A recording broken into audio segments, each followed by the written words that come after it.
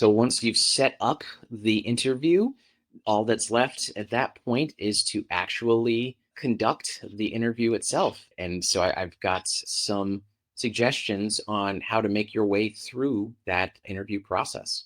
So this first slide, I cannot stress this point enough.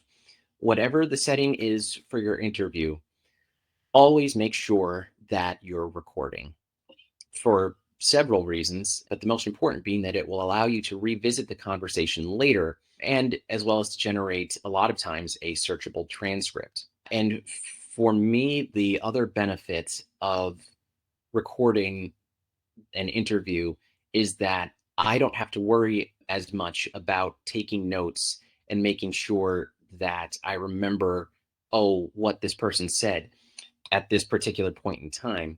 And I am able to be more present during the interview. If you're on the phone, use a call recording app. There are a lot of great ones out there. The one that I use, you buy credits every so often, as much as you need them, and that gives you so many hours of recording time. But there are many different ones out there that you can try. If you're doing an interview over Zoom, which is becoming more and more common, make sure to use the recording feature there. And if you happen to be doing the interview in person, make sure to bring your phone or some other sort of recording device to do an interview. The best option is whatever both parties prefer. You always want to consider travel time if you're thinking of doing it in person. Consider privacy, consider how much background noise you might have in your location, and just ask them what their preference is. And one caveat that I will add here also is that I always ask the interviewee right up front if they are okay with me recording the conversation. And I reassure them that it's just for my own note taking purposes for later. I just like to be as transparent as possible. As I said, one of the benefits of recording is that you get to focus more on the conversation, which is important because you want to talk to the SMEs like they're a person, because ultimately that's what they are. I think sometimes people get scared by the word interview, but really all it is a conversation. Be conversational in how you interact with the SME while still being respectful of their time. Make sure that you are keeping an eye on the clock and not going over the allotted time slot that you had promised. But start out your conversation with general chit chat or an icebreaker. This will help them feel more comfortable sharing. I know it's cliche, but a lot of times when I'm talking to somebody on the phone, I will talk about the weather because that's something that everybody can have an opinion on. And usually I'm not in the same time zone as the person I'm talking to. So things may be totally different there. Just any sort of general chit chat or icebreaker really helps set the tone for a productive, fun conversation. And then before you get started, just again remind them how much time has been allocated for the interview and make sure that they still have that time slot in the moment because things can always change last minute. It's super important to come in prepared. You don't want to waste precious time with your interviewees by being unprepared, which means preparing a list of questions that you'd like to ask ahead of time. And there really is no such thing as a bad interview question. If you don't understand something, then it's important that you ask the interviewee to explain it.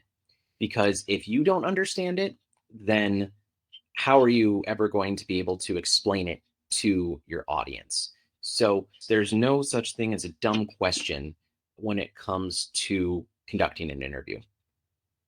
However, if you ask something that you could have easily looked up before, then you're wasting the interviewee's time and your own time. So that's why it's important to brainstorm a list of questions or even just topic prompts to help you prioritize the time that you have available. And if there's any sort of links to articles or briefing documents or anything that would be helpful to you during the interview, make sure that you have them open ahead of time so that you can reference them quickly and easily if you need to.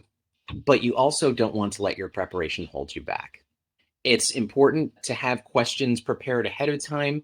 I know that I don't feel ready for a conversation unless I have a list of prompts in front of me to at least give me a sense of where the direction I want the piece to go.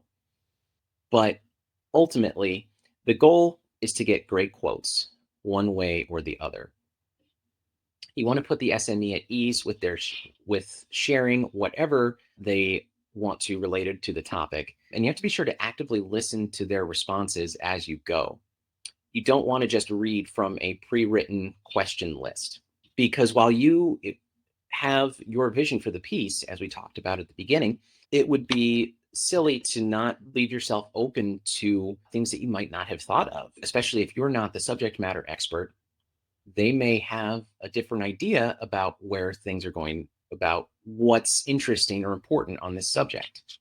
And then finally, don't forget to clarify how you should attribute each SME. While you still have them on the call, make sure that you're aligned on how they want their name shown in print, the company name, their credentials. That's a very important, job title, etc. Make sure that you double check all spellings, dates, and locations that were mentioned during the interview.